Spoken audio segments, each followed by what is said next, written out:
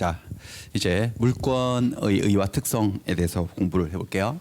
56페이지 나와 있는 표인데 그대로 옮겨 놓았습니다. 이거 가지고 공부해 보겠습니다. 물권의 의의, 물권이 뭐냐, 그 다음에 특성, 물권이 가져온 특별한 성질, 항상 상대되는 권리인 채권, 물권, 채권이 양대축이거든요. 재산권에 비교하시면서 보겠습니다. 일단 개념이 다르죠. 물권 그림은 사람은 하나만 나오고 한 사람만 나오고 반대편에 물건들이 나와요. 사람이 물건에 대해서 가지고 있는 권리, 그 물건을 지배한다. 지배한다는 게 사용수익 처분하는 거죠. 그런 권리를 물권이라 하고, 사용수익 처분을 어떻게 할 수 있는지에 따라서 물건이 8개나 있다고 그랬어요. 민법에만. 근데 채권을 얘기할 때는 분명히 사람이 두 사람이 등장이 돼야 돼. 채권자와 채무자. 그러니까 채권은 물건에 대한 권리가 아니고 사람과 사람 사이의 권리에 생겨나는 권리예요. 뜻은 뭐냐? 채권자라는 사람이 채무자에게, 다른 사람에게 일정한 행위를 청구하는 권리예요. 채권자가 채무자에게 이런 행위를 해달라고, 그 행위를, 채무자가 해야 될 행위를 어렵게 말하면 급부라고 해요. 급부를 청구하는 권리예요. 요걸 해달라고 청구하는 권리, 채권이라고 해요.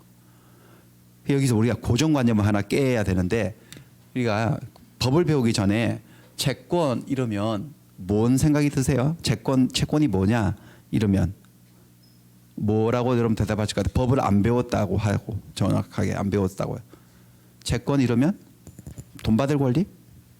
그렇게 생각하지 않을까요? 저는 한번 상상을 해봤어요. 제가 만약에 법 알못 시절로 돌아가서요. 저 법을 잘 몰랐을 때 저한테 누군가가 질문을, 너 채권이란 단어 들어봤지? 들어봤죠. 그게 뭐야? 한번 네가 생각하는 채권의 뜻이 뭔지 설명해 봐봐 라고 하면 저는 최선을 다해서 이렇게 설명했을 것 같아요. 채권이요? 채권은 돈 빌려준 사람이 돈 빌려 쓴 사람에게 돈 갚으세요 라고 할 그 권리 아닌가요? 여러분들 좀 비슷하지 않나요? 예. 저 그렇게 생각했을 것 같은데 그 말은 틀렸어요. 완벽하게 틀린 건 아닌데 맞는 말이 아니에요. 지금 채권이라는 개념 속에 일단 돈 얘기가 나와야 한다. 개념 속에. 여기 금전이나 돈 얘기 있어요? 없어요? 없어요. 물론 그 채권, 그것도 채권이긴 해요. 돈을 빌려준 채권자가 돈을 빌려간 채무자에게 돈을 갚는 것도 하나의 행위잖아요. 돈을 갚는 행위를 청구하는 권리, 채권 맞습니다만은 그것에 한정되는 개념이 아니라는 거죠. 훨씬 더 넓은 개념의 채권은요. 채권을 다시 한번 이쪽으로 그림 옮겨볼게요. 이게 채권인데, 채권자가 채무자에게 일정 행위를 요구한다고요. 청구한다고. 근데 이 채무자가 해야 될 행위는 너무너무 다양해요. 이런 행위도 있고 이런 행위도 있어요. 좀 줘야 되겠네. 전부 다 채무자가 해야 될 행위들이거든. 소유권 이전, 대금 지급, 대금 반환, 손해배상, 부당이득 반환. 이것들이 제가 청구자를 빼고 읽었을 때 채무자가 해야 될 급부들이라고, 행위. 그것을 채권자가 요구한다면 모조리 다 채권이에요. 이것도 채권이고 이것도 채권이에요. 소유권 이전 청구권, 대금 지급 청구권, 대금 반환 청구권, 손해배상 청구권, 부당이득 반환 청구권, 전부 다 채권들이에요. 그런데 이 파란색 채권들은 약정 채권이라고 불러요. 이 빨간색 채권은 법정 채권이라고 해요. 약간 느낌 왔습니까, 여러분들? 민법에 비밀이 있다고 그랬잖아요. 채권이 생겼으면 원인이 있어 없어? 분명히요. 있죠. 원인은 두 종밖에 없다니까. 하나가 뭐죠? 법률, 행위. 또 하나가 법률의 규정이죠. 뭔지 아직 다시 그 그림 보여드릴게요. 13페이지. 자, 두 사람 사이에 없던 채권이 생겼어요. 채권이 발생했다고, 권리변동이라고. 원인은 이거 아니면 이거라니까요. 법률 행위를 했거나 두 사람이, 아니면 뭐가 있거나 법률의 규정. 법률 행위를 하면 주로 뭘 얘기하는 거죠, 여러분들? 계약한 거야. 계약을 통해 생긴 채권을 계약의 약자를 써서 뭐라 그럴까요? 약정 채권. 이쪽으로 생긴 채권을 약정 채권이라 하는 거예요. 그럼 이쪽에 생긴 채권은 법률의 규정을 두 글자로 줄이면 딱 나오지 뭐죠? 법률의 규정을 두 글자로 줄여봐요. 법규? 대단하신데? 그것도 법정이라고 해야 되지. 지금 계속 법정 그러고 있는데. 그렇죠. 법규 채권이 아니고 무슨 채권? 법정 채권. 법정 채권의 뜻이 뭐죠, 여러분들? 무엇에 의하지 않고 생긴 채권요? 계약을 안 했는데 생기는 채권을 법정 채권이라고 하고, 계약을 통해 생긴 채권을 계약의 약자를 써서 계약으로 정해진 채권, 약정 채권. 그럼 볼까요? 이거 무슨 계약하면 생기냐면 이 두 개는요, 매매 계약하면 생겨요. 매매 계약을 한 매수인이라고 생각해 볼게요. 매수인은 매도인에게 소유권 넘겨줘요 라고 청구할 수 있어 없어요? 있지. 소유권을 이전하는 행위도 사람의 행위라니까요. 그게. 이게 채권이죠. 매매 계약을 통해 생긴 약정 채권. 반대로 매도인이라 그럴까요? 매도인은 매수인에게 그럼 당신 돈 줘요. 매매 대금 줘요라고 청구할 수 있지. 그렇죠? 그러니까 매매 계약을 하게 되면 누구에게 채권이 생겨요? 매도인에게 아니면 매수인에게? 지금 금방 설명드리고 지금 질문한 건데 매매 계약을 하게 되면 매수인은 매도인에게 소유권 이전 청구권이라는 채권을 가지게 되고 매도인은 매수인에게 대금 지급 청구권이라는 채권을 가지게 되니 이 질문을 틀리시면 곤란하죠, 여러분들. 누가 채권자가 되는 거냐고. 응? 자신 없어요? 다시. 엄청 쉬운 초등학교도 대답하겠는데 다시 정답 말하고 지금 질문하는 건데 매매 계약을 하게 되면 매수인은 매도인에게 소유권 이전 청구권을 행사할 수 있어 없어요? 있잖아. 이게 채권이라니까요, 뜻에. 응? 그 다음에 매도인은 매수인에게 그럼 당신 나한테 돈 준다고 약속했으니까 돈 줘요. 대금 지급 청구할 수 있어 없어요? 그것도 채권이라니까. 그러니까 제 질문은 뭐냐면은 매매 계약을 하게 되면 매도인이 채권자가 되는 거야, 매수인이 채권자가 되는 거야. 둘 다 이게 쉬운 답이잖아요. 둘 다 채권자인 거야. 그러니까 돈 받는 것만 채권자로 생각한다면 매도인이 돈 받는 거지. 매도인이 돈 받으니까 매도인만 채권자가 되는 거라고 착각하지 마시라는 거지. 채권은 돈 달라고 하는 거 말고 일정 행위를 요구하는 건 전부 다 뭐라고 여러분들? 채권이니까 둘 다 채권자가 되는 거야. 그럼 채권의 반대말은 채무겠지. 권리와 의무는 동전의 앞뒷면이니까. 똑같은 질문 다시 해볼게요. 매매 계약을 하게 되면 매도인과 매수인 중에 누가 채무자가 되는 거죠? 둘 다예요. 그래서 매매 계약을 쌍무 계약이라고 한다고. 쌍무 계약이 뭔지 아시겠어요? 쌍방이다 뭐가 되는 계약이죠?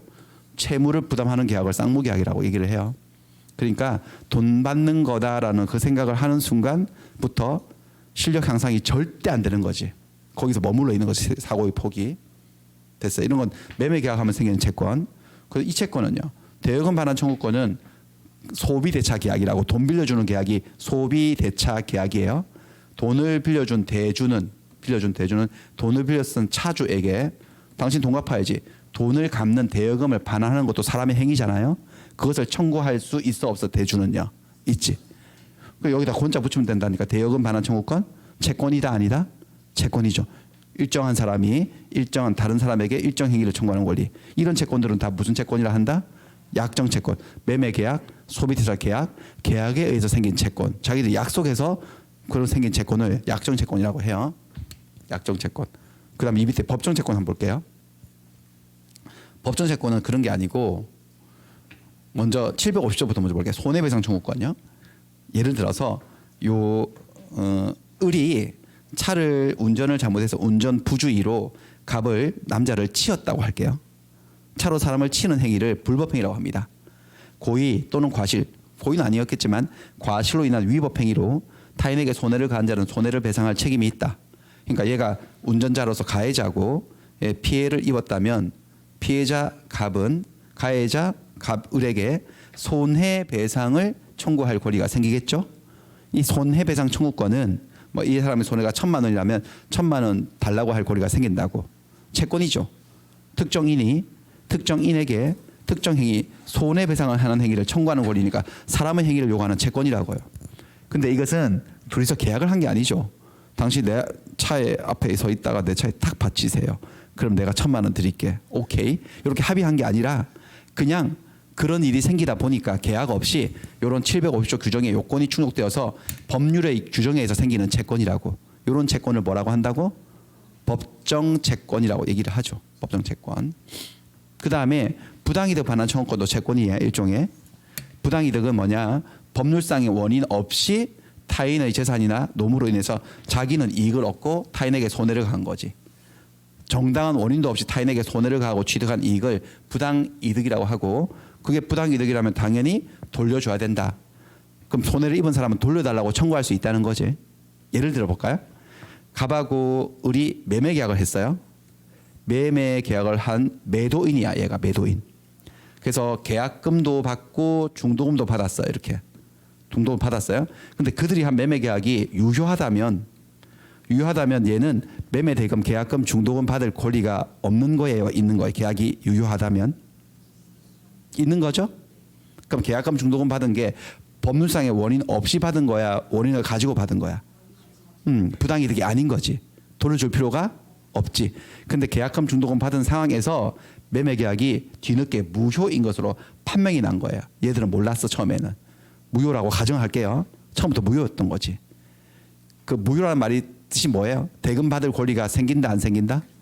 안 생겼는데 자기는 모르고 받은 거야. 그럼 법률상 원인을 가지고 받은 거야? 원인 없이 받은 거야?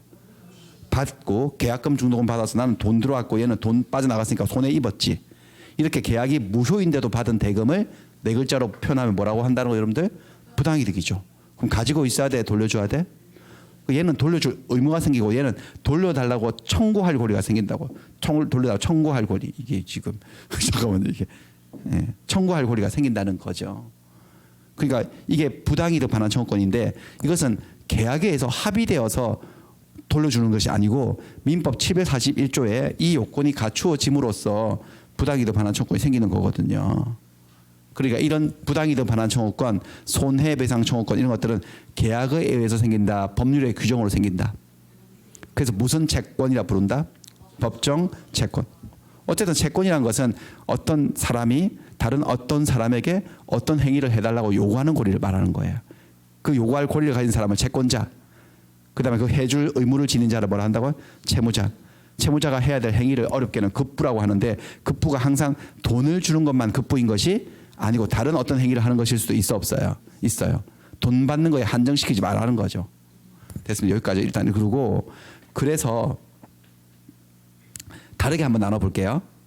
지금은 약정채권, 법정채권 나눴는데 지금 이거 보세요. 대금 지급 청구. 이건 돈 달라는 거죠, 여러분들. 매매 대금 달라고 하니까 돈 달라는 거지, 돈. 대여금 반환 청구. 필요한 돈 갚으라고 하는 거니까 돈 달라는 거지, 이거. 그다음에 손해배상 청구에서 손해배상은 기본적으로 원칙적으로요. 금전배상이 원칙이거든. 이것도 돈 달라는 거예요. 이렇게 채권 중에서 그 채무자가 해야 될 행위가 돈을 주는 행위. 즉 채권자로서는 돈을 달라. 그게 매매대금이건 빌려간 돈이건 뭐 공사비이건 수업료이건 손해배상금이건 돈을 달라고 요구하는 채권들이 있어요. 그거를 이렇게 불러요. 불러보세요. 뭐라고? 금전채권. 자, 금전채권이라 그러는 거지. 그럼 센스를 발휘해 보세요.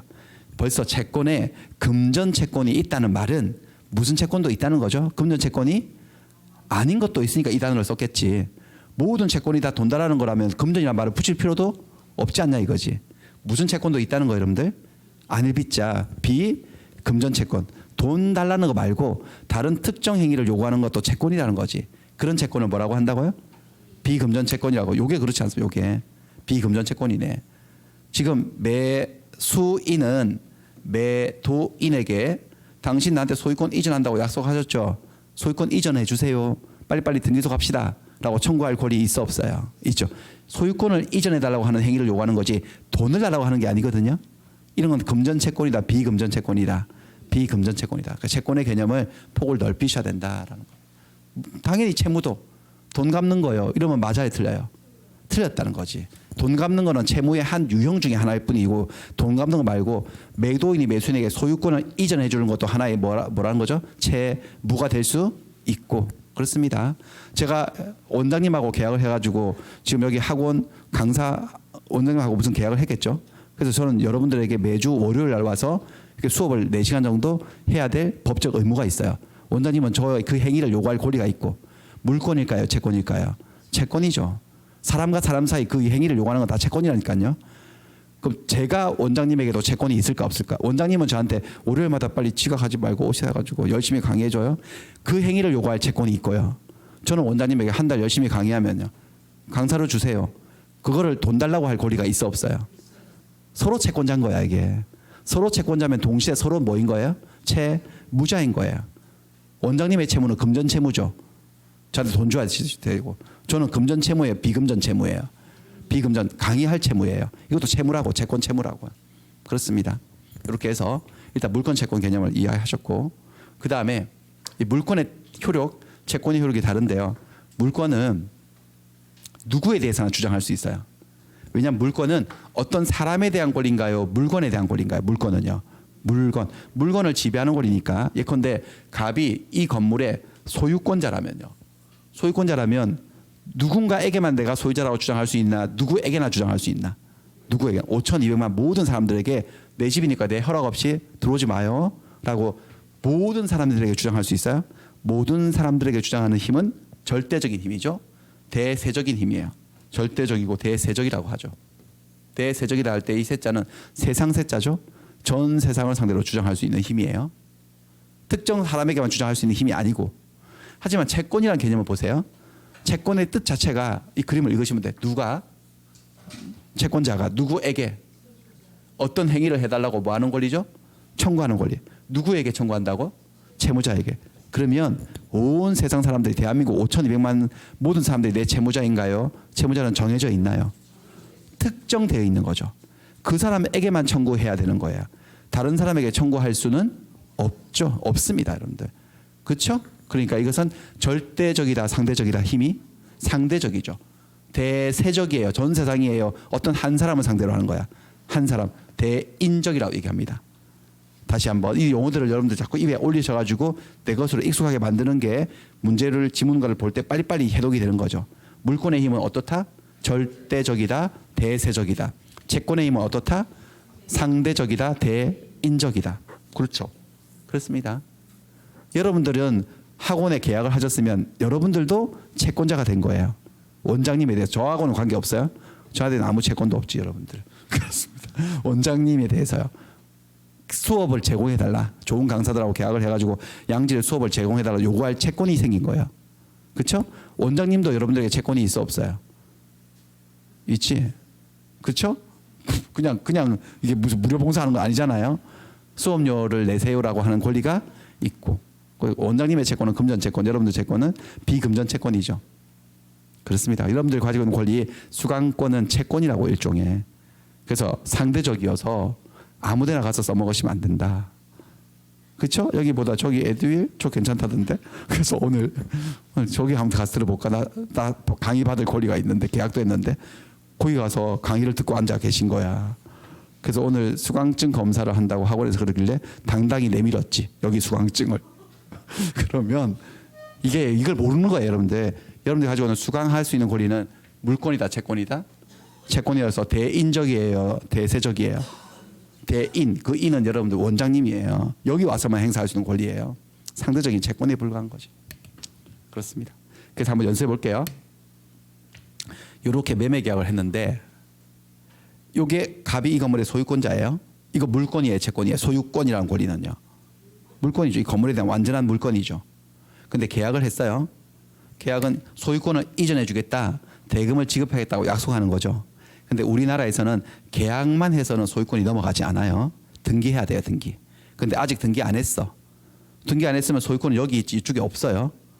그럼 얘가 계약을 했으니까 아직 소유권은 취득 못했지만 뭔가 권리는 생겼을까? 뭔가 계약을 했으니까. 한번 원리를 볼까요? 계약을 했으면 권리가 생겨요, 안 생겨요? 정상적이라면요. 생기지. 그게 뭐가 생겼냐면 이런 권리 생기지 않을까요? 한번 읽어보세요. 청구하는 거죠. 청구하는 거. 무엇을 청구하는 거죠? 소유권 이전을. 소유권 이전이 얘가 해야 될 행위라고. 얘가 약속을 한 게 뭔데 소유권을 뭐 해주겠다는 거죠? 이전. 얘의 행위를 청구하는 거니까 이거는 물권이다, 채권이다? 채권이네, 정확하게. 특정인 매수인이 특정인 매도인에게 특정 행위, 소유권 이전 행위를 청구하는 권리, 채권이에요. 자, 테스트. 약정 채권, 법정 채권. 약정 채권, 계약을 통해 생긴 채권이야. 약정. 금전 채권, 비금전 채권. 비금전, 돈 달라는 거 아니잖아. 소유권 을 달라는 거지. 비금전 약정 채권이라고요. 채권자가 된 거죠. 이건 절대적이라고. 이거 한번 연습할게요. 이 사람은 모든 사람들에게 내 집이다라고 주장할 수 있어 없어요? 있어. 내 허락 없이 아무도 못 들어와. 대통령도 못 들어와. 주장할 수 있지. 절대적이죠. 소유권의 힘은요. 이 사람은요. 모든 사람들에게 소유권 이전을 청구할 수 있나? 아니야. 이 그림 속에 딱 누구에게만요? 갑에게만. 갑에게만 청구할 수 있어요. 혹시 이 계약해놓고 집으로 돌아오는 길에 더 멋진 집을 발견한 거야. 거기 가서 이 권리 행사해버리면 돼요? 그 소유권 넘겨달라고? 그럼 속은 맞죠. 미친 사람 왔다고. 저기 수강 에듀윌 가서 앉아있는 거 똑같은 거지 지금. 아시겠어요? 채권은 상대적인 거라는 거 아셔야 되죠. 특정 채무자에 대해서 이 사람이 채무자에 이 사람에게만 청구할 수 있는 권리지 다른 사람이 청구 못해요. 그 다음에 물권은요.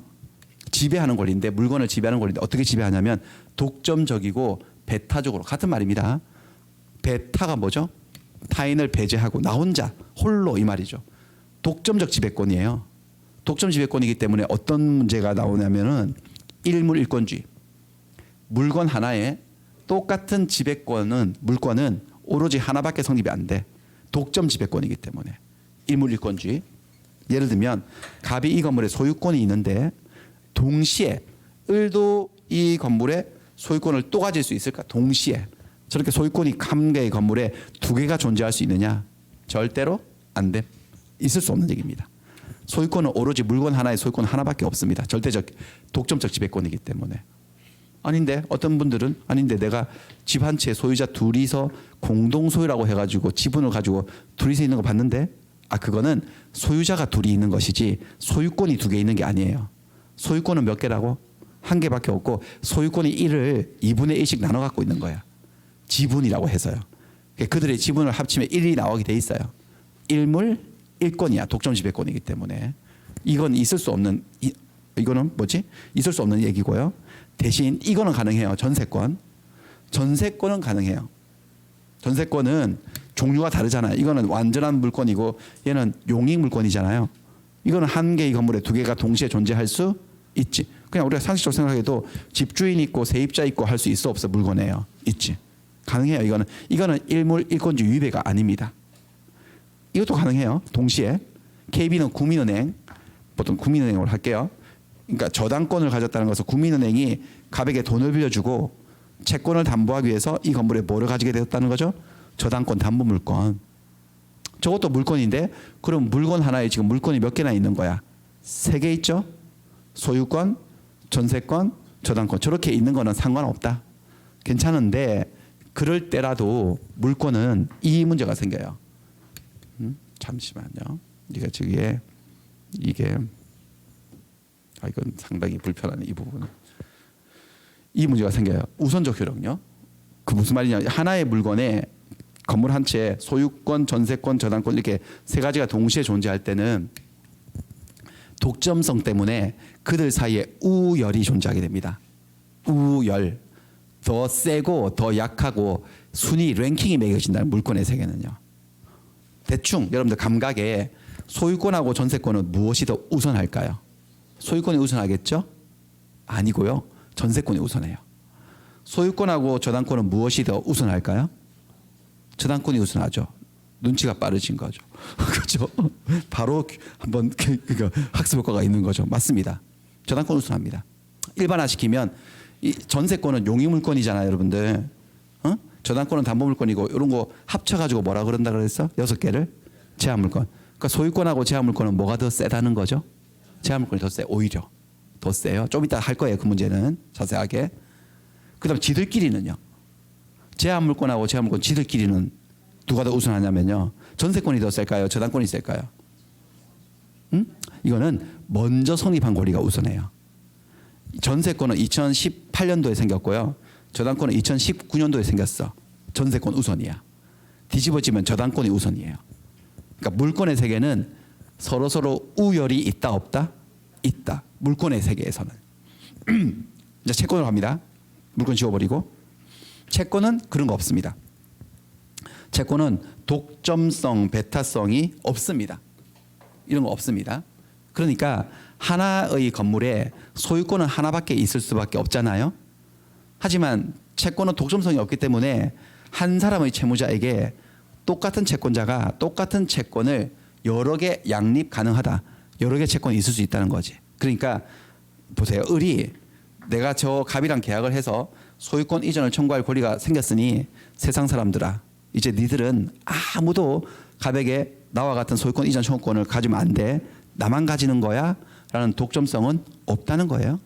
그 말은 병도 또 다른 병도 저 갑에게 소유권 이전을 청구할 똑같은 채권을 가질 수가 없다는 거예요. 있다는 거야.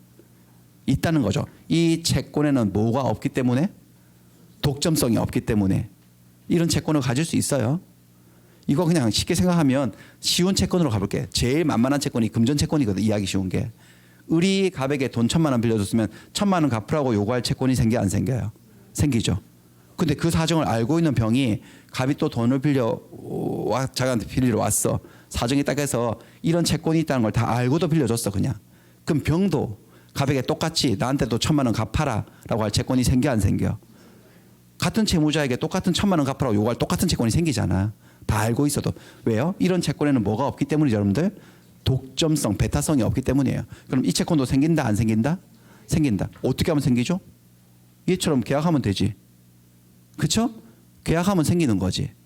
근데 얘는 요 계약을 할 때 이미 요 을이 먼저 계약을 했다. 이런 채권이 있다는 것을 다 알았어. 안 거죠? 뭐라 그러죠? 법에서? 악이. 다 알아도 채권이 생겨 안 생겨? 생기죠. 다 알아도. 채권이 생긴다는 것은 계약이 뭐 하다는 소리? 유효하다는 거죠. 됐어요? 그러면 이게 이중매매예요. 건물 하나 가지고 1매매, 2매매, 이중 플레이 하는 거지. 응? 그럼 3중 매매도 할 수 있어 없어요?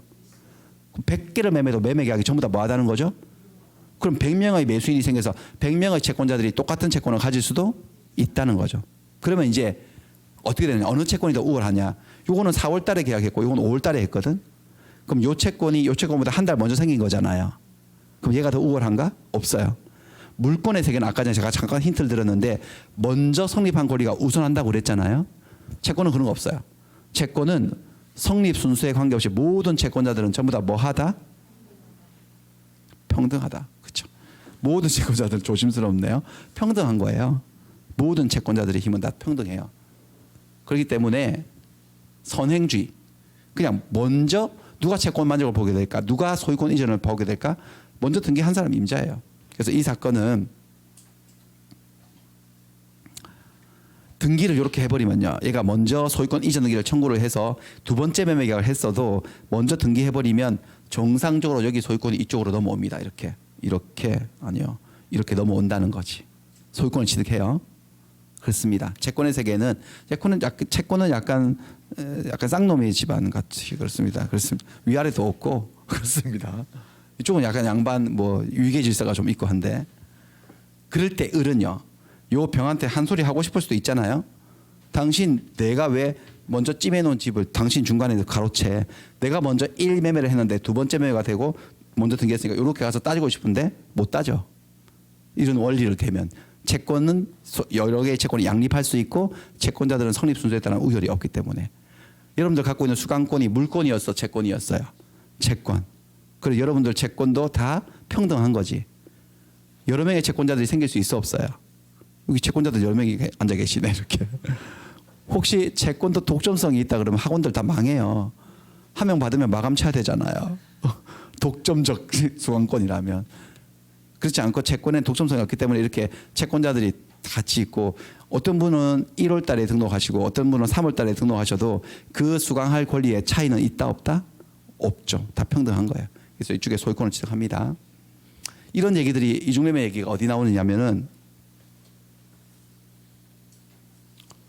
잠깐만요. 여기 얘기가 나오죠. 여기 22페이지입니다. 부동산 이중매매라고 해서요.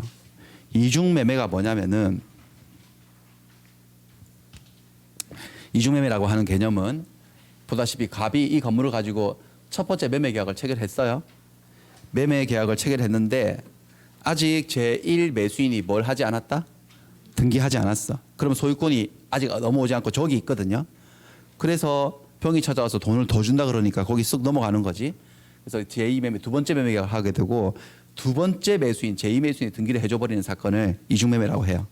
이럴 때 두 번째 이루어진 매매 계약과 그에 따라 이루어진 등기가 정상적으로 효력이 생기냐 안 생기냐 문제를 따지는 게 이중매매 문제거든요. 근데 여기 원칙은 제2 매수인 병의 선의 악의를 불문하고 이렇게 돼 있죠. 그러니까 얘가 요 매매 계약을 할 때 1매매 사실을 몰랐는지 알았는지 안 따지고 계약이 뭐하다 두 번째 매매 계약이 유효한 그 이유가 여기 나와 있잖아요. 지금 설명한 거. 을이 이 매매 계약을 통해서 가지고 있는 등기 안 한 상태에서 권리는 물권이다 채권이다? 채권. 그 채권에는 무엇이 없기 때문이죠? 독점성, 배타성이 없기 때문에 이 매매가 있다는 걸 알아도 이 계약을 하게 되면 여기도 채권이 생겨 안 생겨? 생기고.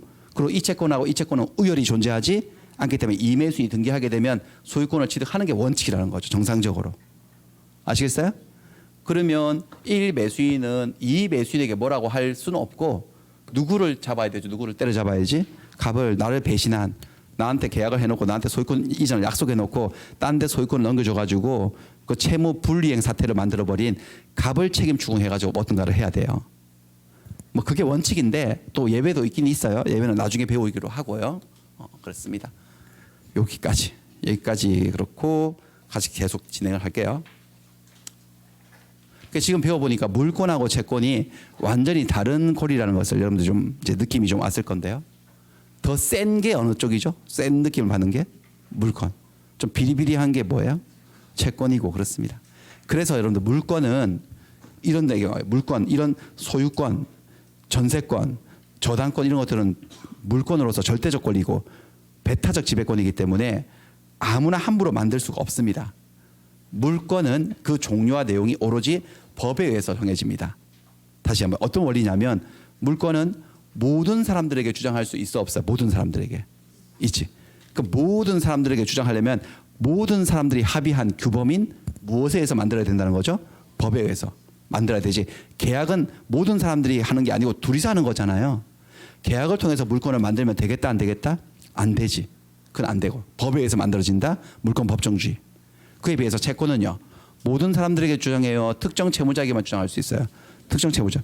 그럼 걔하고 나 사이에 합의만 되면 약속만 계약만 되면 채권은 자유롭게 만들 수도 있다는 거죠. 채권의 종류와 내용은 합의가 곧 계약입니다. 에 의해서 자유롭게 만들 수가 있습니다. 뭐든지 어떤 계약이든지 하면 됩니다. 그리고 제3자들에게 어차피 뭐 주장도 못 하잖아. 그렇습니다. 하지만 여기도 한계는 있습니다. 모든 인간의 자유에는 한계점은 있지. 제한은 있는데 매매 계약을 해서 소유권 이전을 청구하는 거 이런 건 상관없어요. 근데 이런 거 되나? 부첩 계약.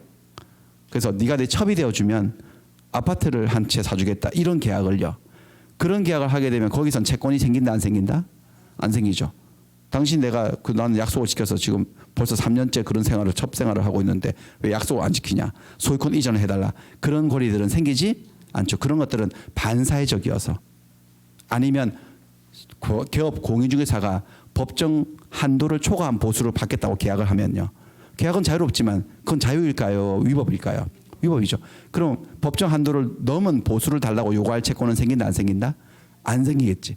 그러니까 채권은 기본적으로 계약을 통해서 자유롭게 만들 수 있는데 하지만 반사회적 내용의 채권, 강행법규를 위반한 채권 이런 것들 몇 가지 제약이 걸린다는 거죠. 그런 것들만 아니라면 얼마든지 자유롭게 채권이 만들 수 있어 없어요? 있죠. 채권의 종류는 무궁무진한 거죠. 이론상 그러니까. 됐습니다. 이렇게 물권 채권 감각을 좀 기르시고 들어가는 게 좋다. OX 연습 한번 해볼게요.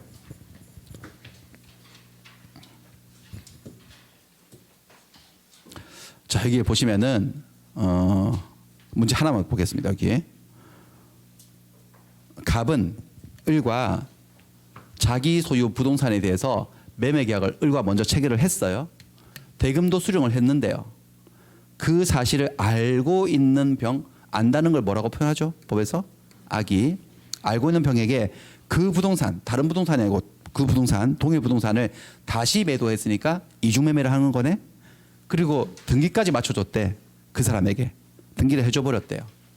이때 병, 제2 매수인 병이 갑과 을 사이 매매 사실 1매매 사실에 대해서 알고 있었잖아요. 악인 이상 갑과 병이 한 두 번째 매매 계약은 반사회 질서의 법률 행위에 해당해서 무효가 된다라고 말을 하고 있네. O예요, X예요? X이죠. 알고 있는 건 문제된다, 문제되지 않는다?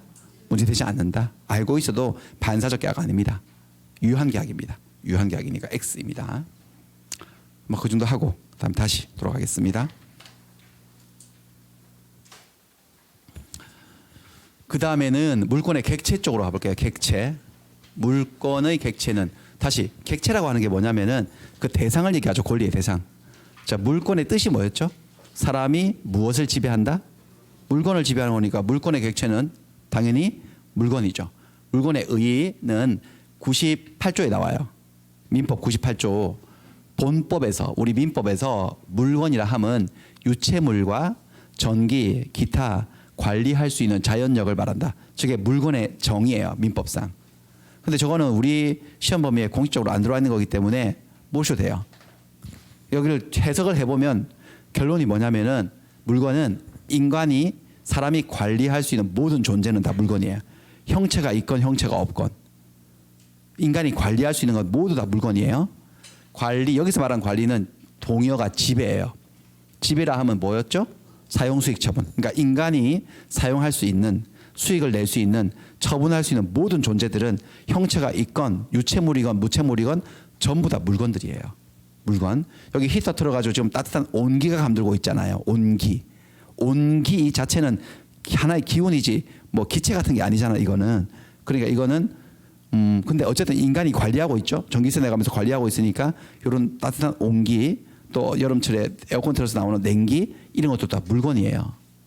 다 물건들입니다. 그러니까 다 세상에 존재하는 사람 빼고는 다 물건이라 보시면 돼요.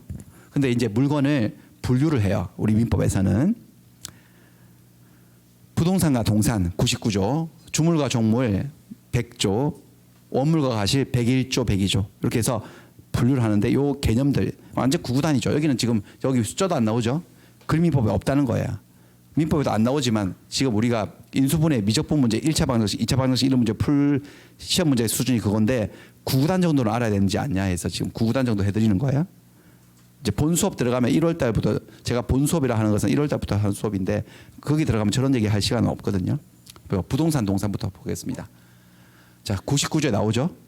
토지 및 그 정착물이 부동산이에요. 제1항 토지와 정착되어 있는 물건을 부동산이라 한다. 한번 들으셨어요? 이건 1주차 때. 토지가 부동산이에요. 토지에 정착되어 있다는 것은 토지에 단단하게 결합되어 있어 가지고 옆으로 이동이 안 되는 상태. 대표적인 정착물들은 이런 거죠. 건물, 그 다음에 수목, 그 다음에 미분리 과실, 따지 않은 과일 정착되어 있잖아요. 토지에. 그 다음에 농작물, 벼, 파, 마늘, 고추 뭐 이런 것들 이것들이 다 부동산들이에요. 토지에 정착되어 있는 거. 동산은 뭐냐? 부동산 이외의 물건은 다 동산이래요. 그러니까 모든 존재에서 토지와 토지에 정착되어 있지 않은 모든 것들은 다 뭐라고 취급된다? 동산. 이런 것도 동산이죠. 예를 들면. 그러니까 우리가 그냥 편하게 생각할 때는 움직일 동, 그래서 움직이는 재산, 동산, 움직이지 않는 재산, 부동산 뭐 이렇게 생각할 수도 있는데 어쨌든 민법상의 개념은 이렇습니다. 자, 우리 물건을 민법에서 부동산하고 동산으로 나누는 이유는 뭐냐? 저 법적 취급이 서로 다르다는 거죠. 달라요. 다른 거 많은데 엄청 많은데 몇 가지만 소개해드리면 일단 공시 방법이 달라요. 공시 방법이 뭐냐? 내가 이 물건들의 소유자일 때, 내가 임자일 때 내 거다라고 사람들에게 널리 알리는 방법을 공시 방법이라고 해요. 부동산에 관한 물권의 공시 방법은 이거예요. 뭐? 등기예요. 동산에 관한 소유권의 공시 방법은 점유예요. 그러니까 여러분들이 이 건물 주인이시면 이 토지의 주인이시면 이 건물 등기부에 뭐 하는 거죠? 내 거라고 등기하는 거야. 그 다음에 여기 토지 등기부가 있거든요. 건물 등기부, 토지 등기부, 나무는 임목 등기부라고 또 있어요. 그런 거에 등기를 해서 내 거라고 사람들에게 만천하에 알리는 거지. 알리는 수단이 뭐라고 여러분들? 등기예요. 근데 여기는 등기부가 없어요. 여기도 내 거라고 알리라고 시계 등기부 만들고 노트북 등기부 만들면 등기부 깔려 죽지 우리가. 그러니까 여기는 어쩔 수 없어. 여기는 내가 이 시계의, 이 가방의, 노트북, 이 자전거에, 이 강아지에, 강아지도 물건입니다. 존재들은 다 물건이기 때문에 내 거라고 사람들에게 알리는 방법은 이것들을 내가 뭐 함으로써요? 점유. 점유는 내 수중에 가지고 있는 거야. 점유. 시계는 보통 여기다가 점유하지 않나요? 보통 손목에다가. 노트북은 이렇게 들고 다니고 뭐 노트북 가방 이런 거, 자전거 타고 다니고 이렇게 점유. 우리 집에 둠으로써 자전거는 우리 집 마당에 세워둠으로써 그게 점유거든요. 내 거라고 사람들에게 공시하는 거죠. 이렇게 공시 방법이 달라요. 첫 번째. 그럼 여러분들은 이 토지 소유자가 누군지 알고 싶으면 어디를 떼보면 되는 거죠, 여러분들? 등기부로 보면 돼. 건물이나 토지 이런 것들은. 자전거의 주인이 누군지 알고 싶으면 자전거를 누가 뭐 하고 있는지 보면 되는 거죠. 점유를 하고 있는지를 보고. 그다음에 또 뭐가 다르냐? 다른 거 한번 볼까요? 이건 배웠는데 이 물건들이 주인이 없을 때, 무주물일 때 어디로 어떻게 되는지가 달라져요. 무주의 동산은 이것들은 주인이 없어지잖아요. 혹시 없으면 소유사로 점유한다. 그 배웠지 한번 첫 시간에. 무주물, 선점, 낚시하는 거야. 그럼 내 것이 될 수 있어 없어요? 있죠. 그러니까 이 물건들은 동산들은 주인이 혹시 없잖아요. 주인이 다 있지 않나? 주인이 버리면 소유권을 포기하면 주인이 없어지기도 하지. 누가 버린 물건은 내가 가질 수 있어 없어요? 그 뭐라 한다? 무주물, 선점. 그러면 내 거 될 수 있어. 동산들은. 하지만 무주의 부동산은 이것들은 주인 없어지죠. 없어지면은 어떻게 된다고요? 국유예요. 대한민국 소유입니다. 그러니까 부동산은 선점의 대상이 된다, 되지 않는다. 무주물 선점의 대상이 된다, 되지 않는다, 되지 않는다. 무주물 선점을 통해서 소유권을 취득할 수 있는 대상은 오로지 무엇이다? 동산뿐이다. 부동산 안 된다. 부동산은 근데 부동산이 무슨 주인이 없나? 주인이 있다가 주인이 돌아가셨는데 상속인이 없으면 무주의 부동산이 탄생할 거 아니겠습니까? 국가께 되는 거죠. 혹시 무주의 부동산도 선점 대상이면은 엄청 부자 피부치가 없고 상속인이 없는 부자벽 계속 붙어 있다가 딱 뭐 소업을 멈추시는 순간 딱 건물을 찜해가지고 됐고 그럴 수도 있다는 건데 건물은 그렇게 안 된다는 거죠. 또 뭐가 다르냐면 담보 잡힐 때 달라요. 내가 누군가에게 돈을 빌리고 그 돈을 빌려주는 채권자가 나를 못 믿고 물건을 담보로 좀 요구할 수 있어 없어요? 있죠. 담보로 잡힐 때 이 물건을 담보로 잡힐 때 하고 이 물건을 담보로 잡힐 때 다르다니까요. 동산은 무엇을 담보 어떻게 한다고요? 질권 설정하는 거야. 부동산은 뭐를 설정하고요? 저당권. 아까 담보 물권에 세 가지 있었잖아요. 유치권, 질권, 저당권. 대상이 다른 거예요. 질이 뭔 질자가 저거 인질할 때 질자 아닙니까? 인질은 사람이 질로 잡히는 게 인질이고 이거는 인질이에요, 물질이에요. 물건을 질로 잡히는데 질권 설정의 대상은 동산뿐이에요. 질권 이러면 전당포 생각하시면 돼요. 전당포에 지금 보니까 이 여자가 돈 빌리고 뭐 구두도 맡기고 뭐 버버리도 맡기고 다 맡긴 샤넬 이렇게 온갖 거 다 맡겨가지고 돈을 빌리고 있는 애. 그럴 때 이제 전당포 업주가 요 돈을 빌려간 요 여자에게 물건을 잡아두는 거지. 그 엄청난 비싼 명품 물건들을 이때 질권자가 되는 거죠. 보세요. 동산 질권자 전당포 업주는 다시 전당포 업주는 채권 담보로 채무자 또는 제3자가 제공한 동산을 점유하고 있는 거야. 딱 잡아두고 있는 거지. 돈을 갚을 때까지. 돈을 갚으면 내어주고 안 갚으면 계속 질로 잡아두는 거지 거기다가. 그다음에 그 동산 계속 돈 안 갚으면은 경매 처분할 수 있어요. 저것들 동산을 팔아가지고 다른 채권자보다 자기 채권에 뭐를 받아간다고요? 우선문제를 받아갈 수 있습니다. 이렇게. 이게 질권이에요. 그래서 시험에 우리 공인중개사 시험에 빠져버린 거지. 질권의 대상은 부동산은 아니고 무엇뿐이기 때문에 동산. 그러니까 집문서, 땅 문서를 가지고 전당포를 가지고 돈을 못 빌리는 거지. 부동산은 질권 설정의 대상이 될 수 없거든. 그럼 부동산 가지고 돈을 빌릴 때 이거 건물이나 토지를 담보로 잡히고 돈을 빌릴 때는 뭐를 설정한다는 거죠? 저당권요. 저당권자 보통 이제 은행들이죠. 은행. 우리에게 돈 빌려주고 아파트, 토지나 건물, 주택을 저당자본 저당권자는 뭐 어쩌고 저쩌고 해서 그 부동산을 통해서 다른 채권자들보다 자기 채권에 뭐를 받아간다고 여기도 우선 문제. 그러기 위해서 저당권자들은 저당물을 경매할 수 있나요, 없나요? 있죠. 됐어요.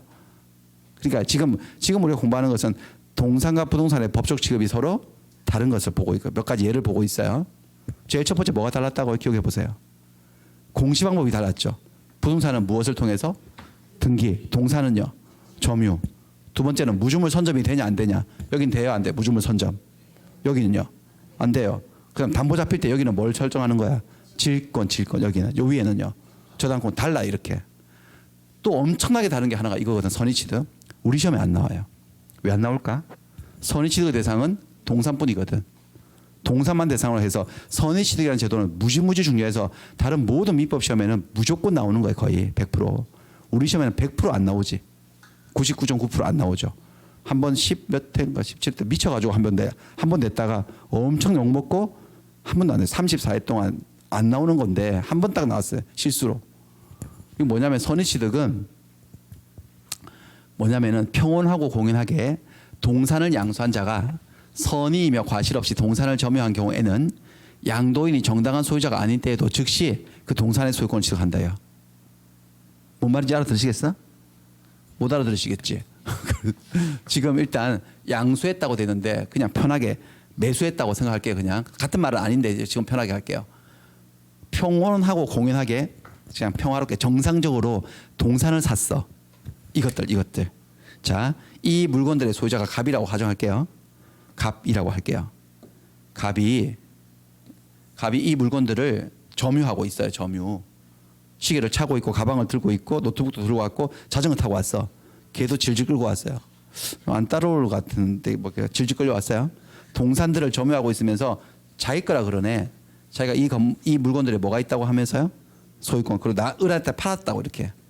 을에게 팔아가지고 이 시계하고 뭐 가방하고 다섯 개 물건을 다 팔아버렸어요. 그럼 얘는 소유권을 취득을 해야 되는데 문제는 보세요. 양도인, 매도인이라 그럴게요. 정당한 소유자 아니었대요. 그러니까 얘는 사실 이 물건들의 주인이 아니었어. 아니었는데 이 물건들을 뭐 하고 있었던 거지? 그래서 내가 볼 때는 소유자인 줄 알았어. 그 양수인은 선의이며 과실 없을 때 선의 무과실이었대. 제가 소유자가 아니라는 걸 알았다 몰랐다? 선의 몰랐다. 알 수도 과실 없다는 무과실이니까 알 수 없었다는 거지. 그러니까 나는 얘가 소유자인 줄 알고 나한테 샀거든. 이 물건들을 샀는데 소유자가 아니었어요. 그럼 보세요 여러분들. 매매를 통해서 소유권을 취득하는 것은 그 성질이 원시취득이었어요, 승계취득이었어요? 매매를 통한 소유권 취득이 승계취득이에요. 그렇죠? 승계취득이 뭔데? 매도인이 가지고 있던 소유권이 권리가 이 매매라는 다리를 건너서 매수인에게 승계되어 온다는 거잖아요. 근데 저기 보니까 이 매도인은 소유권자였어 아니었어? 진실은요? 그럼 넘어올 권리가 없지. 그럼 원래대로 하자면 매도인이 소유자가 아니면 매수인도 소유자가 될 수가 없어야 되는 게 원리 원칙이잖아. 그런데 이제 이 종을 읽어볼까요? 다시. 평화롭게 샀어 얘가. 평온하고 혼하게 동산을 매수한 자가 선의 무과실로 그 동산을 점유해서 넘겨받았어. 돈 주고. 점유를 했다는 것은 물건을 넘겨받았다는 거네. 그럼 매도인이 양도인은 매도인을 읽을게요. 정당한 소유자가 아니어도 즉시 소유권을 취득을 한다는 거네. 그럼 얘가 소유자가 아닌데도 얘는 소유자가 된다 안 된다? 이 놀라운 제도. 이게 선의취득 제도예요. 권리자로부터 권리를 취득하는 거야? 무권리자로부터 권리를 취득하는 거야? 무권리자로부터 권리가 생기는 요상한 일이 생기는 거야. 선의취득 제도가 있는 거야. 선의취득 제도. 그러니까 여러분 선의취득 제도는 근데 동산만 그런 거예요. 동산. 이런 거네. 그러니까 여러분들은 동산 거래를 하실 때에는 이 점유를 믿고 거래해도 된다 안 된다? 된다. 믿을만 하다는 거네. 만약에 점유하고 있던 얘가 진짜 소유자라면 정상적인 승계 취득을 할 것이고 나는. 맞나요? 혹시 정당한 권리가 없는 무권리자였다 하더라도 점유하고 있으니까 내가 믿고 선의무과실로 거래하면 이 제도 249조에서 소유권을 취득을 인정을 받으니까 동산 거래를 하실 때는 점유는 믿을만 하다는 거네. 그걸 믿었을 때 이 공시방법을 믿었을 때 보호해주는 힘이 공신력이 있다라고 얘기해요. 이게 선의취득 제도예요. 그런데 부동산 거래에는 그런 게 없어요 여러분들. 그런 게 없습니다. 자, 부동산 거래하실 때 여러분들 건물 사시고 토지 사실 때 소유자한테 사기 위해서 여러분들은 무엇을 확인하죠 여러분들? 등기부를 확인해서 걔가 소유자로 나와 있었어 등기부에. 그럼 여러분들 그 등기를 믿겠지. 맞나요? 믿고 했는데 나중에 알고 봤더니 그게 무효등기였다네. 그게 무효등기였다는 것은 걔가 등기부에는 소유자로 나와 있었는데 실제로 소유자였다 아니었다? 아니었다면 이런 제도가 없습니다. 그러니까 없기 때문에 어떻게 되냐? 무권리자로부터 매수해서 등기를 넘겨받았다 하더라도 여러분들 선의 무과실이어도 소유권을 취득하지 못한다는 거죠. 등기에는 뭐가 없다라고 하는 거죠? 공신력이 없어. 자, 다시 동산 거래 시에 점유에는 뭐가 있지만 공신력이 있지만 부동산 거래에는 등기에 공신력 없어요. 한번 보여드릴까요? 이게 지금 60페이지 나오는 얘기인데 좀 이따 할 거예요. 다시 4교시 할 건데 밑에 거부터 먼저 볼게요. 아버지의 시계예요. 이 시계가. 근데 우리 쓰레기가 아버지 시계를 훔쳐 나온 거지.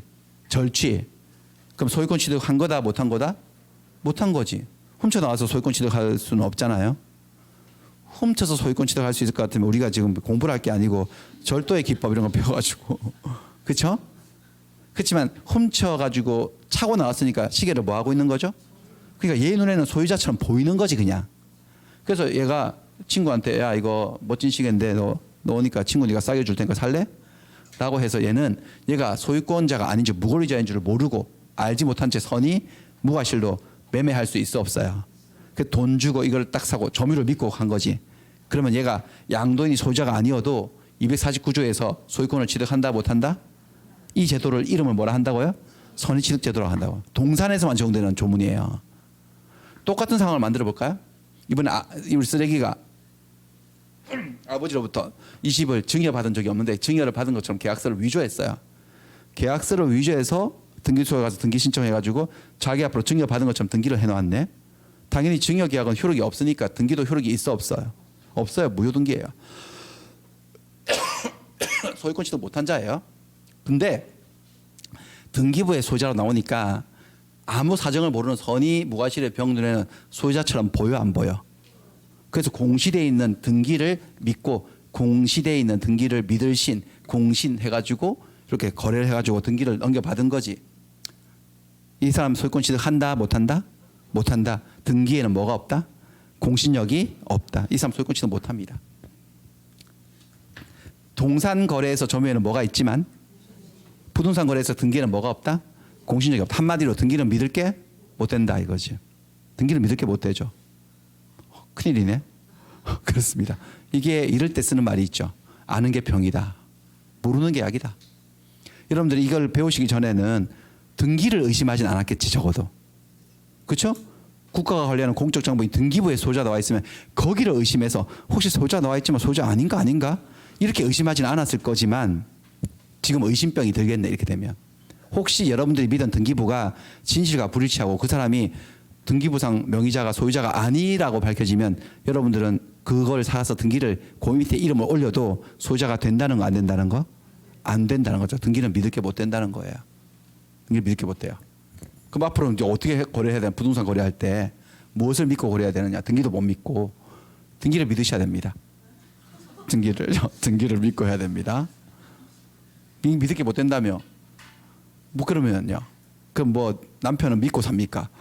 그렇습니다. 그렇죠. 어차피 뭐 그런 거지 뭐. 그러니까 어쩔 수 없어요. 좀 이따 다시 얘기는 하기로 하고. 자, 그 다음에 조금 더 얘기를 해볼게요. 부동산, 동산 지금 차이점들 보셨는데 준부동산이라고 들어보셨나? 준부동산은 뭐냐면은 부동산에 준한다, 부동산으로 의지한다는 건데 부동산 아닌데 부동산처럼 취급하는 것들이 있어요. 법적으로 동산이지만 부동산에 준해서 취급하는 것들이 있습니다. 이런 것들인데요. 자동차, 선박, 항공기, 건설기계 이런 것들이요. 얘들은 동산인가 부동산인가 물어보면요. 뭐라고 해야 될까요? 네? 부동산이 뭐라고? 토지 및 그 정착물. 토지 및 그 정착물을 부동산이라고 합니다. 얘들이 토지인가요? 토지가 아닌가요? 토지에 정착돼 있지 않죠. 그러니까 얘들은 동산이다 부동산이다? 동산이에요. 그렇죠? 동산이면 공시 방법이 아까 뭐랬어요? 동산이면 점유, 부동산이면 등기. 근데 얘들은 동산인데도 등기부가 있어 없어요? 있어. 등기 등록부가 있거든. 뭐처럼 취급하네? 부동산처럼요. 그렇죠. 부동산처럼. 자동차 등록부 같은 거 있어 없어? 등록원부가 있죠. 선박도 등기부가 있고 항공기 등기부 이런 거 있거든요. 그러니까 부동산 비슷하게 취급하는 거죠. 부동산인 건 아니에요. 부동산처럼. 그리고 얘들은 동산인데도 선의 취득이 안 돼요. 아까 이것들은 선의 취득이 된다 그래서 안 된다 그랬어.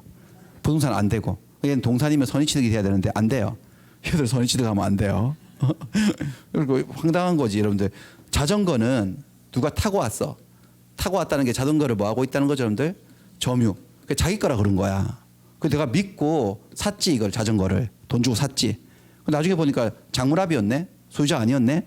그래도 아까 선의취득 제도에서 얘는 소유자가 될 수 있어 없어? 선의 무과실이기만 하면요. 있지. 근데 배를 몰고 왔네. 이게 배를 점유하고 와서 내 배야 이러는 거야. 그걸 믿고 거래하면 돼요 안 돼요? 안 돼요. 등기부 봐야지. 그러니까 이런 것들은 동산임에도 불구하고 마치 부동산처럼 선의취득 대상에서 제외시켜 버린 거지. 이런 물건들을 뭐라고 한다? 부동산에 준한다고 해서 준부동산, 부동산으로 의지한다라고 해서 의제 부동산이라 하는데 뭐 이런 것들은 별로 중요하지 않습니다. 이거. 중요하지 않고 그렇습니다. 그 다음에는 다시 올라가서 부동산으로 다시 올라갈게요. 토지와 토지에 정착된 물건들을 부동산이라고 했거든요. 이제 정착물 얘기를 좀 해볼게요. 이 정착물을 세 수로 나눕니다. 민법에는 이렇게 사실 이렇게 나눠가지고 이거 가지고 구체적으로 시험 문제 물어보면 안 나오는데 오히려 이 부분은 여러분들 부동산학 개론에서 더 난리가 났던데 전쟁이 났던데 저거 분류 방식에 대해서 민법에서는 그다지 중요한 개념이 아니거든. 이게 뭐냐면은 정착물 중에도 토지의 정착물 중에서도 독립 정착물, 종속 정착물, 반독립 정착물 이렇게 있어요. 이게 뭐 독립이냐 종속이냐 뭐냐면은 토지에 독립돼 있느냐 토지로부터 토지에 종속돼 있느냐. 그러니까 위에 있는 것들이 정착물들이잖아요.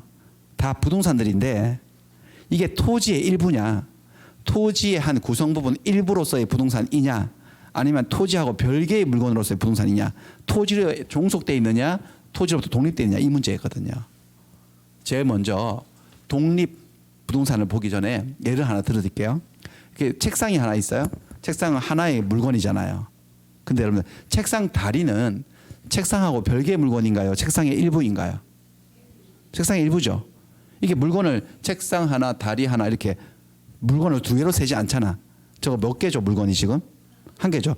다리는 그 물건의 일부이지 구성 부분이지 별개 물건이 아니다. 그러면 이 책상 다리는 책상이란 물건에 독립되어 있는 거야, 종속되어 있는 거야? 종속이라는 거야. 그 물건의 일부라는 거지. 책상에 페인트 칠해갖고 니스 칠해 놓은 거는요, 여기에 상판에 그거 책상의 일부예요, 별개 물건이에요. 일부죠. 저런 것들은 종속되어 있는 거니까 별개 물건이 아닌 건데 책상 위에 책이 하나 올려져 있네. 저 책은 책상의 일부예요, 별개 물건이에요. 뭐라고 표현하죠? 저 책은 책상과 독립되어 있는 물건이죠. 그렇죠? 그러니까 이게 서로 물건이 서로 주인이 다를 수도 있어 없어요? 있죠. 있습니다. 그리고 주인이 같다 하더라도 물건은 두 개니까 소유권도 두 개로 별도로 존재하는 거예요. 그런 것처럼 토지로부터 독립된 물건이 있거든요. 책처럼. 이 정착물들 중에 토지에 완전히 독립돼서 토지하고 별개의 물건인 것, 책처럼 두 개입니다. 건물하고 농작물입니다. 그러니까 건물이나 농작물은 부동산은 부동산인데 토지의 일부인가요? 토지하고 별개인가요? 별개예요. 언제나 별개 물건이에요. 별개의 물건입니다. 그러니까 토지 위에 건물이 있으면 물건이 몇 개라는 거죠. 개수가 두 개. 그러니까 소유권도 몇 개? 두 개. 토지 소유권, 건물 소유권. 그래서 등기부도 따로 두잖아. 토지 등기부, 건물 등기부. 별개 물건이기 때문에 언제나 별개 물건이에요. 그러니까 설령 소유자가 같다 하더라도 소유권은 두 개로 별도로 존재하는 거예요. 그럼 소유자 다를 수도 있나? 다를 수도 있겠네요. 갑의 토지에 을이 건물의 주인일 수 있어 없어요? 있습니다. 물건이 별개이기 때문에. 근데 상식적으로 갑의 토지에 을이 건물을 지으려면, 그래서 건물을 소유하려면 갑의 토지를 쓸 수 있는 어떤 권리가 확보가 돼야 된다? 필요 없다? 돼야 되죠. 권리가 있어야 돼. 그 권리가 주로 뭐냐면은 아까 용의물권에 지상권, 지역권, 전세권이 있었거든요. 그중에서 지상권 같은 거야. 남의 토지를 빌리는 거지. 그럼 그 지상권자가 되어서 건물을 지어서 건물을 소유하면 되는 거예요. 그렇습니다. 근데 혹시 지상권 없이 갑이 이 토지를 오랫동안 몇 년 동안 방치했더니 을이 땅 주인의 허락도 없이 건물을 지어 놓은 거야, 이렇게. 그 몇 해 지나고 난 다음에 가봤더니 자기 땅에 건물이 지어져 있네. 자, 이럴 때 이 건물은 누구 것이 되는 거냐? 땅 주인 허락 없이 건물을 지었을 때 누구 것일까요? 이 건물은 을 소유, 건물 지은 사람 것일까요? 아니면 토지 소유자 것일까요? 지은 사람 거예요. 이 질문은 뭐하고 똑같은 거냐? 이 비율을 볼까요? 갑의 책상에 을이 허락도 없이 책을 올려놨어, 이렇게. 그럼 갑이 이렇게 말하면 되나? 야, 내 허락도 없이 내 책상에 감히 책을 올려놔? 이제 그 책은 책상의 일부야. 그 책은 내 거야. 이게 말이 됩니까? 안 됩니까? 안 되죠. 그러니까 이거는 언제나 별개 물건이기 때문에 설령 책상 주인 없이 물건을 올려놨다 하더라도 어쨌든 책 소유자는 을입니다. 그러니까 갑은 이 책은 내 책이야, 책상의 일부가 되었어, 이건 안 되는 거죠. 다만 뭐라고 말할 수 있을까요? 당장 치워라라고 할 수 있어 없어요? 똑같습니다. 그대로 이 논리를 컨트롤 C, 컨트롤 V로 오면 됩니다. 그러니까 갑의 토지에 을이 무단으로 건물을 지었다 하더라도 이 건물은 지은 사람 거야. 별개 물건이기 때문에. 그래서 갑이 을에게 그거 내 땅에 내 허락 없이 건물 지었으니까 땅의 일부로서 그 건물 내 겁니다. 건물에서 나가세요 라고 할 수는 없다라는 거죠. 건물은 을 거거든. 다만 내 땅에서 당장 치워라라고 할 수 있어 없어요? 치워라, 이게 뭘까요? 철거입니다. 철거를 요구할 수 있는 것이죠. 철거를. 나가라, 건물에서 나가라고 퇴거를 요구할 수는 없어요. 건물에 나가라, 건물 주인에게 그걸 요구할 수는 없어요. 똑같은 논리. 건물하고 똑같이 농작물도 똑같이 독립이에요. 우리는 농경 사회였잖아, 농본주의 사회였잖아, 옛날부터. 그러니까 농작물을 엄청 중히 여겼던 거지. 그래서 건물에 준해서 취급해요. 그러니까 농작물은 항상 토지하고 별개 물건이야. 성숙해서 자라났다면. 그러니까 논리를 펼쳐볼까요? 갑의 토지에 을이 경작을 하려면 땅 주인 허락 받아야 돼, 안 받아야 돼? 상식적으로 받아야죠. 근데 혹시 허락 없이 무단으로 경작을 했다 치면요, 무단으로 경작했지만 어쨌든 다 자랐어. 이게 농작물이 다 성숙했어요. 농작물은 누구 소유다? 땅 주인 거다, 경작자 거다? 경작자 거다. 별개 물건이기 때문에. 그럼 땅 주인으로서는 내 땅에 내 허락 없이 심은 거니까 다 이 파, 마늘, 고추 다 내 거야. 땅의 일부야. 이 논리는 인정되지 않습니다. 지은 사람 건데 다만 야 남의 땅이 뭐냐 뭐 하는 짓이냐 당장 뽑아가라 라고 할 수 있어 없어요. 뽑아가고 그동안 내 땅 쓴 사용료를 부당이익으로 반환해달라 돈을 일정 정도 달라고도 할 수가 있을 뿐이지 그 농작물 자체가 토지의 일부가 되는 건 아니에요. 다시 정리하자면 건물이나 농작물은 항상 토지로부터 뭐 돼 있는 물건이다? 독립된 별개의 물건인 걸 아셔야 돼. 별개. 설령 무단 경작, 무단 건축했다 할지라도 나중에 철거를 당할지언정, 뽑힐지언정 그것들이 토지의 일부가 되진 않는다는 거예요. 그다음에 종속으로 가볼까요? 종속은 여기는 이 그림에는 없어요. 종속은 언제나 토지의 일부라는 건데 토지 일부는 뭐냐면은 종속은 토지 위에 있는 흙 이런 거야. 돌멩이, 자갈, 시냇물 쫄쫄 흐르는 거, 그다음에 잡초 이런 것들요. 이런 것들은 토지 아니면 아스팔트 포장, 시멘트 포장돼 있는 거. 그건 토지하고 별개 물건이다. 토지의 일부다.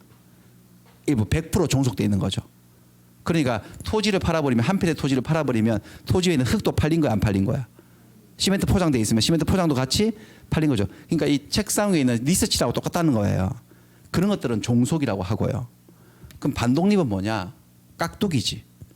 여기 갔다 여기 갔다 하는 거예요. 기본적으로는 종속에 있다가 어떨 땐 독립될 수도 있는 거예요. 뭐지?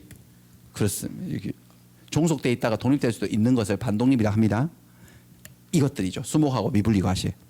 자, 나무는 원래는 토지에 종속돼 있는 물건이에요. 토지의 일부인 거야. 토지에 흙이 있고 자갈이 있고 뭐가 있고 뭐가 쭉 있다가 그냥 나무도 있는 거야 이렇게. 나무는 자연의 일부지 않습니까? 토지란 자연의 일부. 그러니까 원래는 별개 물건이 아니에요.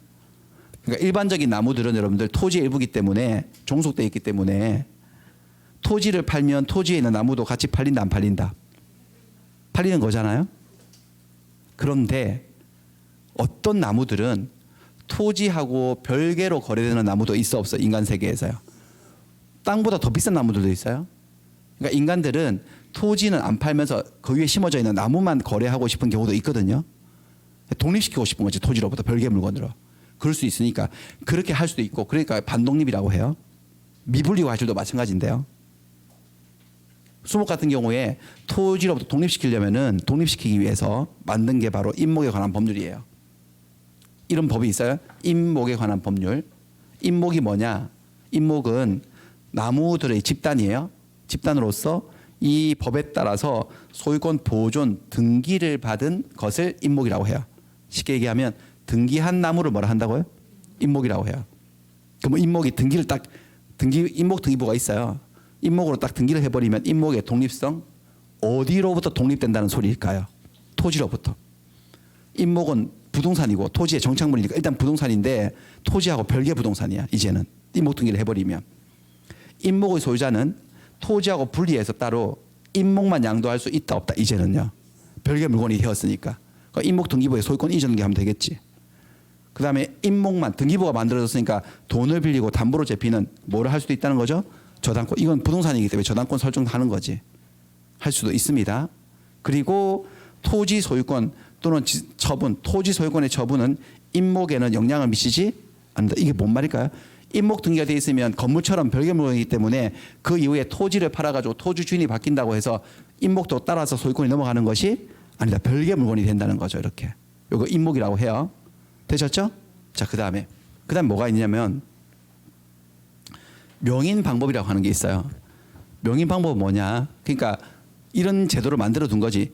나무를 별개로 처분하고 싶으면은 임목 등기를 해서 별개 독립된 물건을 만들어서 거래를 하라라고 법을 만들어 뒀더니 근데 등기하는 거 사람들이 싫어하지. 일단 등기하러 가려면은 돈 들죠, 여러분들. 시간 들죠. 그래서 사람들이 관행상 등기를 안 하고 다른 방법을 하는 게 있었어요. 그게 명인 방법이라는 건데 이 명인 방법이 뭐냐면은 수목의 집단이나 미분리 과실, 따지 않은 과실 이런 것들요. 토지하고 독립해서 거래하고 싶은 경우가 있을 거 아니겠어요? 법은 만들어놨지 등기하라고. 근데 등기를 하기가 싫으니까 돈 쓰고 막 시간 쓰고 하기 싫으니까 공시 방법으로서 어떻게 하냐면요. 관습도 반복되면 법이 될 수 있어요. 어떻게 하느냐? 수필을 제거해서 성명을 묵서하는 거야.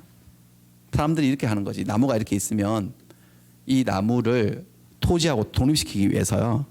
나무 껍데기를 이렇게 벗기는 거예요. 이렇게 수필을 제거하는 거예요. 돌려깎기를 하는 거죠. 돌려깎기를 하고 성명을 먹으로 적는 거야.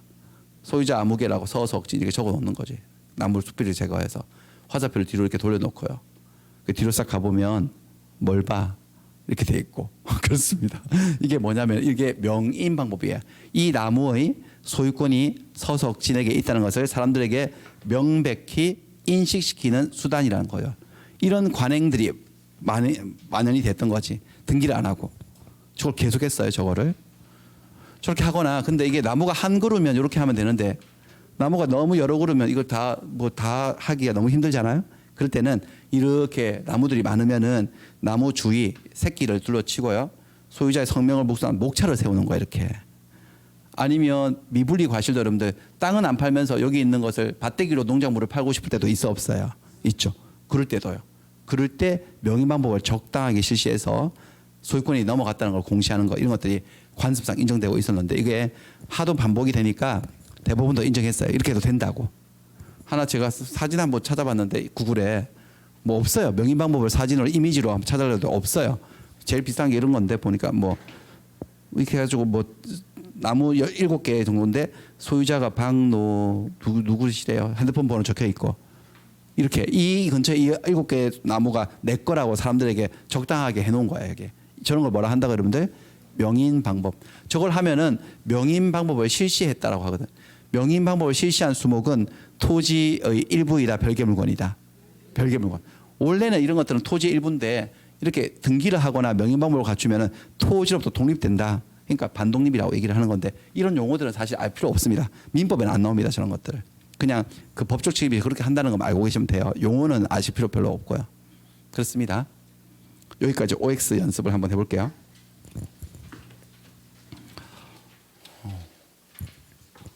자, 2번 문제는 임목에 관한 법률에 의하여 등기된 수목의 집단 이걸 뭐라 한다고? 임목에 관한 법률에 의해서 등기된 수목의 집단을 임목이라고 하지. 에? 이거를 임목이라고 해요. 등기한 나무를 임목이라고 합니다. 임목이 되면 토지하고 별개로 저당권의 목적이 될 수 있어 없어? 저당을 잡을 수 있죠. 됩니다. 가능합니다. 미분리 과실은요. 따지 아니한 과실은 명인 방법을 갖추면 적당하게 이게 내 거다. 토지로부터 분리된 별개 물건이다. 라고 명인 방법을 갖추면 독립된 소유권의 객체가 될 수 있어 없어요? 있어요. 토지하고 별개의 물건이 될 수 있습니다. 부동산으로서. 그다음에 농지 소유자, 땅 주인의 승낙 없이 무단으로 남의 토지에 농작물을 경작했어요. 자, 농작물은 항상 독립이라고 그랬죠? 누구 거예요? 이 농작물은 경작자 거예요. 근데 여기서 이거요. 명인 방법을 갖추어야만 얘도 명인 방법을 갖추어야만 토지하고 별개의 독립한 소유권의 객체가 된다? X입니다. 명인 방법을 갖출 필요도 없다고 합니다. 농작물은. 농작물 같은 경우는 일반 수목하고 달리 수목은 자연에서 저절로 자라나지 않습니까? 하지만 농작물 같은 경우는 인간이 부단하게 가꾸어야지만 애정을 쏟고 관리를 해야지만 자라나거든. 성숙할 수 있거든요. 일반적으로. 그러니까 농작물이 이미 성숙했다는 것 자체가 누가 관리를 했다는 것을 방증하는 거예요. 그러니까 농작물 같은 경우는 따로 편말을 세우거나 묵서하거나 할 필요 없어요. 성숙하게 되면은 언제나 별개 물건으로 처리합니다.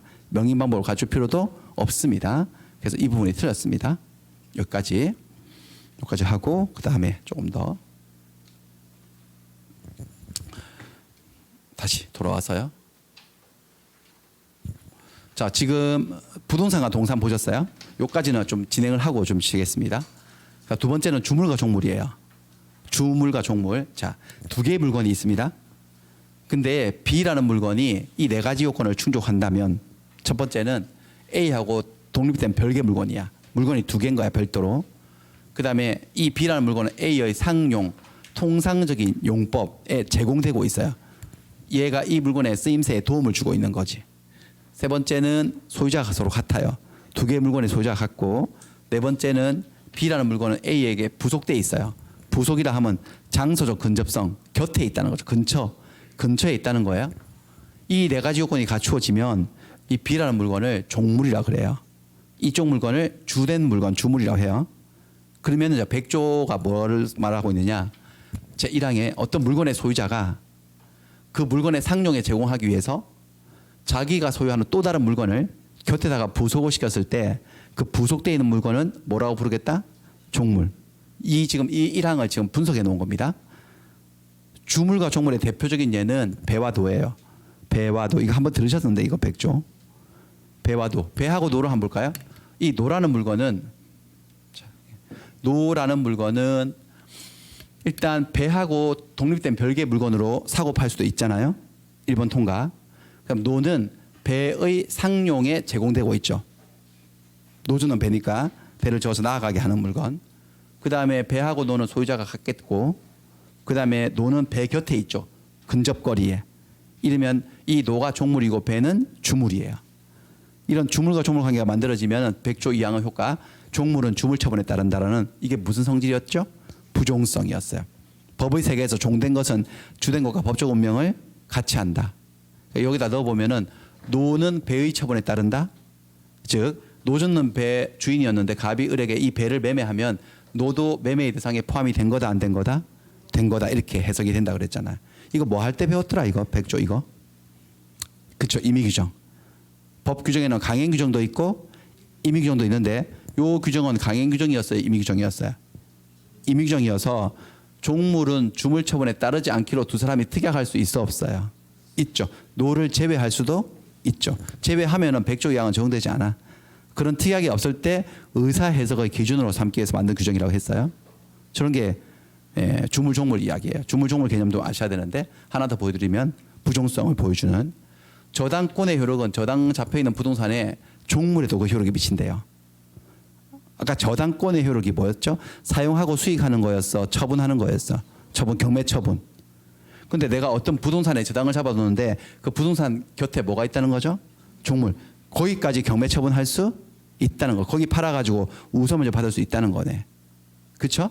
이거 부종성이네. 옛날 사건인데 백화점 지하에 설치되어 있는 전화 교환 설비가 있었어요. 그게 백화점 건물에 딸려 있는 종물이라고 하는 판례였습니다. 옛날 사건인데, 그러니까 이 전화 교환 설비는 지하 2층에 설치되어 있었어요. 그러면 지하 2층에 설치되는 전화 교환 설비 그 기계 설비는 백화점 지하 2층에 있으니까 부속되어 있다고 볼 수 있지 이렇게 근접거리에. 그 다음에 전화교환 설비는 원 소유자, 백화점 소유자가 건물 만들면서 설치한 거예요. 그럼 전화교환 설비라는 물건하고 백화점 건물은 소유자가 서로 같아요, 달라요? 같죠. 소유자 같고. 그 다음에 하나의 독립한 물건이에요. 그것도 하나의 기계 장치예요. 독립한 물건이에요. 그리고 이 건물에 연결되거나 부착되는 방법으로 건물에 이제 입점된 업체들에게 전화가 걸려오면 각 점포에게 연결시켜주는 기능을 하고 있어요. 백화점의 효용과 기능을 다하기에 필요 불가능한 시설이래. 백화점 건물의 상용에 제공되고 있는 거지. 됐나요? 그러면 이 전화 교환 설비는 백화점 건물에 딸려 있는 뭐라고 볼 수 있는 거다? 종물이다. 그럼 여기 358조도 보면 백화점 건물에 뭐가 설정됐다는 거죠? 이 사건은요. 뭐가 설정됐다는 소리?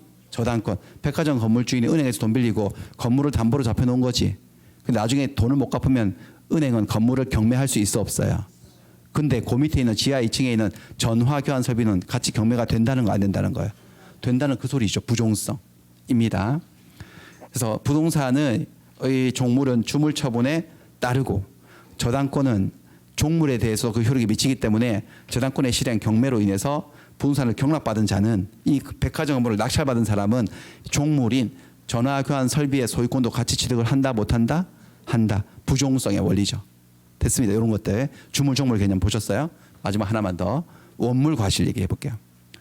자, 두 개의 물건이 또 등장을 해요. A라는 물건이 있는데 물건이 하나였어. A라는 물건. 그럼 가만히 지켜봤더니 A라는 물건에서 B라는 물건이 새로운 물건이 탄생하는 거야. 이런 현상을 목격하신 적이 있나? 한번 제가 가볼게요. 요 물건에서 나오는 다른 물건들 한번 말해보세요. 가축이야. 가축 뭘까요? 여기는 새끼 낳는 거지. 그다음 여기는 젖소예요. 젖소에서 뭐야? 송아지도 될 수 있고 아까 그 가축의 새끼나 똑같은 말이고 우유. 젖소에 우유가 젖소 안에 들어있을 때는 별개 물건이 아닌데 우유를 짜서 나오면은 시장에 대답할 수 있는 하나의 물건이 될 수 있잖아요. 이런 거 볼까요? 양 털이죠. 그렇죠? 털을 이렇게 등에 입고 있을 때는 양 한 마리지만 털을 깎아내면은 그것도 시장에 팔 수 있는 물건이 되는 거잖아요. 이런 거. 아니면 과일나무이면 열매나 과일 같은 거지. 이렇게요. 이런 경우 있죠. 물건에서 새로운 물건이 탄생하는 거. 건물 같으면요. 건물에서 새로운 수익이 생길 수 있거든. 건물을 임대를 주면 뭐 받는 거죠? 차임 받는 거. 매달 200만 원, 500만 원씩 밖에 들어오는 거야. 땅 빌려주면요. 지료 받는 거. 돈 빌려주면요. 이자 받는 거, 이런 것들. 이렇게 하나의 물건에서부터 새로운 수익이 만들어져 새로운 물건이 탄생할 때 이 새로운 물건을 만들어내는 근원되는 물건을 뭐라 한다? 원물. 원물에서 생기는 수익, 새로운 물건을 뭐라 한다? 과실. 원물과 과실을 하는 거야. 근데 과실에는 두 종류가 있어요. 천연과실과 법정과실. 자, 101조에 나오는데 물건의 용법에 수취하는 산출물이 천연과실이에요. 천연과실. 아까 전에 가축의 뭐요? 새끼, 젖소의 우유, 양의 털, 그다음에 과일나무의 열매. 이게 천연과실이에요. 그다음에 법정과실은 물건을 빌려주고 그 사용 대가로 받는 금전이나 그 밖의 물건을 법정과실이라고 하죠. 이런 것들. 건물 빌려주고 차임, 땅 빌려주고 지료, 돈 빌려주고 받는 이자, 이런 것들을 법정과실이라고 하는 거죠. 원물과 과실. 근데 여러분들 이 과실들이 천연과실 같은 경우는 저절로 나올 때도 있긴 하지만 보통 이것들은 인간이 노력을 해서 과실을 뽑아내는 거잖아요. 맞나? 그래서 원물로부터 과실을 뽑아내는 인간의 활동을, 행동을 뭐라 하느냐? 수익이라고 하는 거야. 아까 우리가 지금 배우고 있는 게 물건인데 여러분들, 물건은 물건을 지배하는 권리라 그랬잖아요. 지배가 뭐였냐면 사용, 수익. 처분할 때 이 수익의 뜻이 여기 나왔네. 수익은 어떤 물건에서 뭐를 뽑아내는 거예요? 과실을 수취하는 것을 수익이라고 하는 거예요. 수익. 인간이 노력을 해야 나오지. 젖소가 자기가 짜가지고 젖을 짜가지고 주인한테 갖다 바칩니까? 오늘 상태 좋네 이렇게. 아니면 양이 뒤에 바리깡으로 깎아가지고 양털을 이렇게 안 하잖아요. 인간들이 그 가축을 먹여가서 젖소에 먹이고 그래가지고 양질의 우유를 뽑아내고 양도 이렇게 길러가지고 그렇게 하는 거잖아요. 수익이라고 하는 거죠. 건물도 임대 놓아가지고 수익을 가져가고 이걸 수익이라고 얘기를 하는 거예요. 됐어요? 이런 원물과 과실 개념을 왜 만들었느냐? 새로운 물건이 탄생했으니까 이게 누구 것인지 다툼이 생길 수가 있겠지. 그거 교통 정리해 놓은 거거든요. 천연과실은 원물로부터 분리할 때 이를 수취할 권리자에게 속한데, 수취할 권리자 수익권자에게 속한데, 그럼 소유권을 가진 사람은 수익권이 있어 없어? 소유권자는요. 있죠. 그러니까 이런 거 젖소의 소유자는, 젖소의 소유자, 가축의 소유자, 그다음에 양의 소유자, 과일나무의 소유자는 여기 나온 수익들을 가질 권리가 있어 없어요? 있지. 그거 나오는 거 자기 거라는 거지.